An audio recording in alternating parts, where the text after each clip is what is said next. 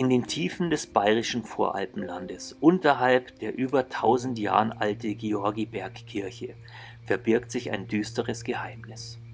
Dort hauste der gefürchtete Tatzelwurm, eine mystische Kreatur mit schuppiger Haut und scharfen Klauen. Die Dorfbewohner erzählen sich Geschichten von seinen Schreckenstaten und fürchten sich noch heute vor seiner unberechenbaren Wut und den Hunger nach ihrem Vieh oder dem ein oder anderen unvorsichtigen Waldläufer.